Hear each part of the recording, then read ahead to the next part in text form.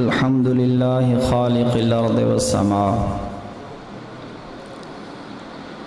الصلاة والسلام على سيد الرسل وأشرف الأنبياء سيدنا ومولانا محمد المصطفى وعلى آله المرتضى والمجتبى وأصحابه الأتقياء والأنقياء، أما بعد، فأعوذ بالله من الشيطان الرجيم. بسم الله الرحمن الرحيم. واعتصموا بحبل الله جميعا ولا تفرقوا، صدق اللہ العظیم. ان اللہ وملائکتہ یصلون علی النبی یا ایہا الذین آمنوا صلوا علیہ وسلموا تسلیما. الصلاۃ والسلام علیک یا سیدی یا رسول اللہ وعلى آلك وأصحابك يا سيدي يا حبيب الله. الصلاة والسلام عليك يا سيدي يا نبي الله وعلى آلك وأصحابك يا سيدي يا نور الله. حمد و صلاة کے بعد واجب الاحترام سامعین ذی وقار، اللہ تبارک و تعالیٰ کے فضل و کرم سے ختم قرآن کی محفل پاک میں ہم لوگ حاضر ہیں. اللہ تعالیٰ ہماری یہ محفل پاک اپنی بارگاہ عالیہ میں قبول و منظور فرمائے اور اس کی برکتیں ہم سب کو عطا فرمائے. سب سے پہلے ہدیہ تبریک پیش کروں گا، مبارکباد پیش کروں گا ہماری مسجد کے پیش امام مولانا قاری عامر اتاری صاحب کو، جنہوں نے یہاں پر نماز تراویح میں کلام پاک سنانے کا شرف حاصل کیا. تو اللہ تعالیٰ ان کا سنانا اپنی بارگاہ عالیہ میں قبول و منظور فرمائے اور اپنی بارگاہ سے ان کو اعلیٰ اور عرفہ جزائے خیر عطا فرمائے. آپ تمام احباب کو بھی مبارکباد ہے جنہوں نے کلام پاک کی سماعت کی. تو اللہ تعالی ہم سب کو یہ برکتیں عطا فرمائے. 15 منٹ کا وقت مجھے دیا گیا ہے اور قرآن کی فضیلت کے بارے میں حکم ہے. اللہ تعالیٰ نے قرآن پاک کو نازل کرنے کی جو وجہ ارشاد فرمائی وہ کیا ہے؟ کتاب انزلناہ الیک مبارک. اے حبیب صلی اللہ علیہ وسلم، ہم نے یہ کتاب آپ کی طرف اتاری ہے، نازل کی ہے، اور اس انداز میں نازل کی ہے کہ یہ بڑی برکتوں والی کتاب، بڑی برکتوں والی کتاب، اتنی برکتوں والی کتاب ہے کہ اس کو آپ دیکھ کر پڑھیں پھر بھی برکتیں ملتی ہیں، اس کو آپ زبانی پڑھیں پھر بھی آپ کو برکتیں ملتی ہیں، اگر آپ اس کو سمجھ کر کے پڑھیں اور برکتیں ملتی ہیں، اور سمجھ کر پھر آپ اس پر عمل کریں تو اور برکتیں ملتی ہیں. ہم نے یہ کتاب بڑی برکت والی بنا کر آپ کی طرف اتاری. اچھا، اتارنے کا مقصد کیا ہے؟ لِيَدَّبَّرُوا آیَاتِهِ، تاکہ لوگ اس کی آیات میں غور و فکر کریں، تدبر کریں. وَلِيَتَذَكَّرَ أُولُو الْأَلْبَابِ، اور عقل والے، فہم والے دانست والے اس میں غور و فکر کرنے کے بعد اس سے نصیحت حاصل کریں۔ قرآن پاک سے دم کریں جائز ہے، گھر میں خیر و برکت کے لیے قرآن کی تلاوت کریں جائز ہے، بچی کو رخصتی کے وقت قرآن کے سائے میں رخصت کریں ٹھیک ہے، لیکن یہ چیزیں قرآن کے نزول کا اصل سبب نہیں ہے، یہ ضمنی چیزیں، ثانوی چیزیں۔ اصل چیز کیا ہے؟ قرآن سے نصیحت حاصل کی جائے، قرآن سے رہنمائی لی جائے۔ اصل اس کے نزول کا سبب یہ ہے۔ سیدنا علی المرتضی رضی اللہ تعالی عنہ سے روایت ہے، مشکات شریف میں یہ حدیث پاک موجود ہے، حضور علیہ السلام نے ارشاد فرمایا، ان قریب فتنے میری امت کو گھیر لیں گے، طرح طرح کے مسائل، طرح طرح کے فتنے، طرح طرح کی پریشانیاں میری امت کو درپیش ہوں گے۔ جناب حیدر کرار مولا علی رضی اللہ تعالیٰ عنہ نے عرض کی، مل مخرج منہا یا رسول اللہ صلی اللہ علیہ وسلم، یا رسول اللہ جب پریشانیاں آ جائیں گی، فتنے آ جائیں گے، مسائل آ جائیں گے، تو ہم کس طرح ان مسائل سے نکل سکیں گے، ان پریشانیوں سے بچ سکیں گے، ان مسائل کا حل کیا ہے؟ میرے حضور علیہ السلام نے ارشاد فرمایا، کتاب اللہ۔ ان تمام پریشانیوں کا، تمام مسائل کا، تمام فتنوں کا جو حل ہے وہ اللہ کی کتاب ہے، اللہ کی کتاب ہے۔ فیہ نبأ ما کان قبلکم، یہ وہ عظیم الشان کتاب ہے کہ تم سے پہلے گزرنے والی اقوام کی خبریں اس میں موجود ہیں، جو اقوام ہم سے پہلے گزر گئیں ان کی خبریں کتاب لا ریب میں موجود ہیں۔ ہم نے غور کرنا ہے کہ پچھلی اقوام نے جب اللہ تبارک و تعالی کے فرامین پر عمل کیا، اللہ تبارک و تعالی کے بتائے ہوئے رستے پر چلے، تو کیسے اللہ تعالیٰ نے ان کو نوازا، کیسے انعام و اکرام کی ان پر بارشیں ہوئیں، کیسے ان کو اللہ تعالیٰ نے بدلہ عطا فرمایا۔ اور پچھلی اقوام نے جب اللہ تعالیٰ کے فرامین کی خلاف ورزی کی، پچھلی اقوام نے جب اللہ تعالیٰ کے بتائے ہوئے فرامین کو فراموش کر دیا، حدود اللہ کو پھلانگا، تو پھر کس طرح اللہ تعالیٰ کے عذاب نے ان کو دبوچ لیا۔ کوئی طوفان کی بھینٹ چڑھ گیا، کوئی زلزلے کی بھینٹ چڑھ گیا، کسی کو سخت آندھی نے آ لیا، اور کوئی مچھر کی وجہ سے مارا گیا۔ فیہ نبأ ما کان قبلکم، تم سے پہلی اقوام کی خبریں اس میں موجود ہیں۔ وَخَبَرُ مَا بَعْدَكُمْ، پہلوں کا ذکر بھی ہے اور تمہارے بعد جو ہوگا اس کی خبریں بھی اس میں موجود ہیں۔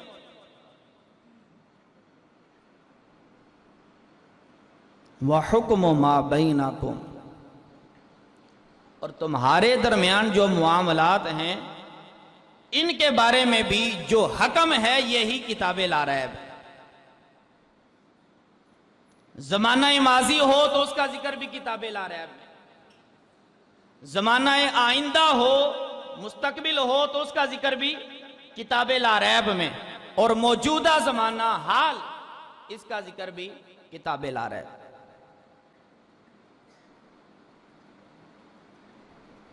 وَمَنِ ابْتَغَى الْهُدَى مِنْ غَيْرِهِ۔ اچھا، تینوں زمانوں کی خبریں اس میں موجود ہیں۔ اب بھی کوئی بندہ کتاب لا ریب کو چھوڑ کر کسی اور گھاٹ سے پیتا ہے، کہیں اور سے ہدایت تلاش کرتا ہے، اضلہ اللہ، اس کو ہدایت نہیں ملے گی، اللہ اس کو گمراہ کر دے گا۔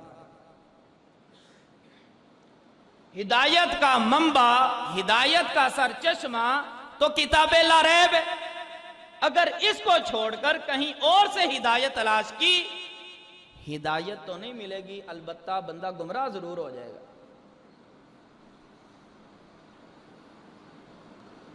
آج کے مسلمان کو للچائی ہوئی نظروں سے غیروں کی طرف دیکھنے کی ضرورت نہیں ہے۔ اغیار کی یہ کوشش ہے کہ مسلمان کا جو رشتہ کتاب لا ریب کے ساتھ ہے یہ کمزور ہو جائے، کمزور در کمزور در کمزور، حتیٰ کہ ٹوٹ ہی جائے۔ اس کتاب لا ریب کے ساتھ ان کا رشتہ ختم ہو جائے۔ اغیار کو پتا ہے کہ جب مسلمانوں نے اپنی کتاب پر عمل کر لیا تو یہ ہمارے قابو میں آنے والے نہیں، یہ غیروں کو پتا ہے، اور وہ اچھے طریقے سے اس حقیقت کو جانتے ہیں، کیونکہ مسلمانوں کا ماضی ان کے سامنے ہے۔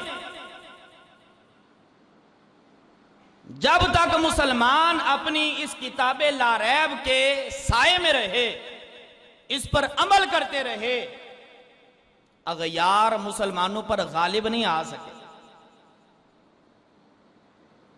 جیسے ہی مسلمان کتاب لا ریب کے سائے سے نکلے، قرآن پاک سے رشتہ کمزور ہوا، تو وہی مسلمان جو پہلے غالب تھے اب مغلوب ہو گئے۔ غیروں کو پتہ ہے لیکن آج کے مسلمان کو اس حقیقت کا ادراک نہیں ہو رہا۔ غیروں کو پتہ ہے اس چیز کا، ان کی حتی الامکان یہ کوشش ہے کہ مسلمان کا رشتہ قرآن سے کمزور کیا جائے۔ بہرحال رسول اللہ صلی اللہ علیہ وسلم کا ارشاد گرامی ہے، ان اللہ یرفع اقواما، اللہ تعالیٰ کسی قوم کو اگر بلند کرتا ہے، سرفراز کرتا ہے، تو وہ کیسے کرتا ہے؟ بہذا الکتاب، اسی کتاب لا ریب کے توفیل، وَيَدَعُ بِهِ آخرین، اور اگر اللہ تعالیٰ کسی کو ذلت سے، رسوائی سے دوچار کرتا ہے تو وہ بھی اسی کتاب لا ریب کی وجہ۔ اب یہ دونوں صورتیں ہمارے سامنے، یہ دونوں صورتیں ہمارے سامنے ہیں۔ اگر تو ہم نے کتاب لا ریب کی تعلیمات پر عمل کیا، ہمارا شاندار ماضی اس بات پر گواہ ہے کہ اللہ تعالیٰ ہمیں عزت اور سرفرازی عطا فرمائے گا۔ کب؟ جب ہم اس کتاب لا ریب پر عمل کریں گے۔ اور اگر ہم نے اس کتاب لا ریب کی تعلیمات پر عمل نہ کیا تو پھر جو موجودہ 1 ارب سے زائد مسلمانوں کی حالت ہے وہ گواہ ہے کہ کتاب لا ریب سے دور جا کر مسلمان عزت حاصل نہیں کر سکتا۔ عزت تبھی ہوگی جب اللہ تعالیٰ کی دی ہوئی کتاب کی ہم قدر کریں گے اور اس کی بیان کردہ تعلیمات پر ہم عمل کریں گے۔ یہ قرآن کے نزول کا اصل مقصد ہے۔ دم بھی کریں، ناجائز نہیں کہہ رہا، ختم قرآن گھروں میں کریں، 100 دفعہ کریں، برکت کے لیے پڑھائیاں کرائیں، ضرور کروائیں، لیکن یہ قرآن کے نزول کا اصل سبب نہیں۔ اصل چیز یہ ہے کہ قرآن کی حکومت کو تسلیم کیا جائے، قرآن کی حکومت کو تسلیم کیا جائے۔ جس طرح ہمارے ہاں ایک راگ الاپا جاتا ہے، حکومت کی ریٹ، ریاست کی ریٹ ہم قائم کریں گے، تو وہ تو ایک سیاسی بات ہے، بطور مسلمان ہم نے اپنے وجود پر قرآن کی رٹ کو قائم کرنا ہے۔ یہ قرآن کے نزول کا اصل سبب ہے۔ قرآن پاک کا ایک حرف پڑھیں تو کتنی نیکیاں ہیں؟ 10۔ حدیث پاک کے الفاظ ہیں الف لام میم، یہ ایک حرف نہیں ہے، 3 ہیں۔ صرف اتنا پڑھنے سے آپ کو 30 نیکیاں مل جاتی ہیں۔ جو بندہ قرآن پڑھتا ہے، حفظ کرتا ہے، اس کے والدین کو اللہ تعالیٰ ایسا تاج پہنائے گا جس کی روشنی سورج کی روشنی سے بھی زیادہ ہوگی۔ جو بندہ قرآن پڑھے، اس کے حلال کو حلال سمجھے، حرام کو حرام سمجھے، اللہ تعالیٰ قیامت کے دن اس کو یہ مقام دے گا کہ اپنے خاندان کے 10 ایسے افراد کے بارے میں اس کی شفاعت قبول کی جائے گی جن پر جہنم واجب ہو چکی ہے۔ یہ فضیلتیں ہیں۔ یہ کیا ہے؟ قرآن کی فضیلتیں۔ قرآن کے نزول کا سبب کیا ہے وہ میں آپ کی خدمت میں عرض کرنا چاہتا ہوں۔ قرآن کے نزول کا مقصد یہ ہے کہ اس کی ہر بات پر ہم نے عمل کرنا ہے۔ طبیعت کو اچھی لگے پھر بھی عمل کرنا ہے، طبیعت کو اچھی نہ لگے پھر بھی۔ ریٹ تو تبھی قائم ہوگی۔ حکومت جو قوانین منظور کرتی ہے تو ہمیں اچھے لگیں پھر بھی ہم نے عمل کرنا ہے، اور اچھے نہ لگیں پھر بھی ہم نے عمل، کیونکہ وہ حکومت کی ریٹ ہے، وہ زور زبردستی بھی کام کروا لیں گے۔ تو اللہ تعالیٰ بھی زبردستی کام کروا سکتا ہے، لیکن وہ ڈھیل دیتا ہے، وہ ڈھیل دیتا ہے، وہ مہلت دیتا ہے کہ بندے اپنے اختیار کے ساتھ میری کتاب کے بتائے ہوئے رستے پر چلے۔ زبردستی تو وہ چلا سکتا، اس کا حکم ہو تو ایک بندہ بھی اس کی نافرمانی نہ کرے، لیکن اللہ تعالیٰ نے بندے کو مختار بنایا ہے، اختیار دیا ہے کہ جو صراط مستقیم کی طرف چلے تو وہ بھی اپنے اختیار سے چلے، اور جو غلط سمت میں چلے تو وہ بھی اپنے اختیار سے چلے۔ اللہ تعالیٰ نے انسان کو مختار بنایا، اختیار دیا ہے اس کو۔ اقبال نے اپنے 2 جملوں کے شعر میں وہ حقیقت بیان کی ہے جو میں نے 10 منٹ میں آپ کی خدمت میں عرض کی ہے کہ وہ معزز تھے زمانے میں، مسلمان ہو کر ہم خار ہوئے، تارک قرآن ہو کر۔ وہ جو معزز تھے ان کے پاس سائنسی ترقی نہیں تھی، ان کے پاس ایٹمی میزائل نہیں تھے، وہ ایٹامک پاور نہیں تھے، ان ساری چیزوں کے باوجود وہ معزز تھے۔ وہ کیا تھے؟ معزز تھے۔ ہم ایٹامک پاور بھی ہیں، ہم 1.5 ارب کی تعداد میں بھی ہیں، ہمارے پاس سائنسی ترقی بھی ہے، ہمارے پاس سائنسی علوم بھی ہیں، لیکن ہم خار ہیں۔ ہم کیا ہیں؟ خار ہیں۔ اقبال کہتا ہے کیوں خار ہیں؟ تارک قرآن ہونے کی وجہ سے خار ہیں۔ 1.5 ارب سے زیادہ مسلمان اس کرۂ ارض پر موجود ہے۔ مجھے آپ بتائیں پوری دنیا میں جہاں کہیں پر خون بہایا جا رہا ہے تو وہ مسلمانوں کے علاوہ کسی اور دین کا علاقہ نہیں۔ جہاں پر خون بہایا جا رہا ہے وہ مسلمانوں کا علاقہ ہے۔ تعداد میں اتنے زیادہ ہونے کے باوجود مسلمان مغلوب کیوں ہو گئے؟ وہ حدیث پاک میں نے آپ کو پچھلے دنوں سنائی تھی کہ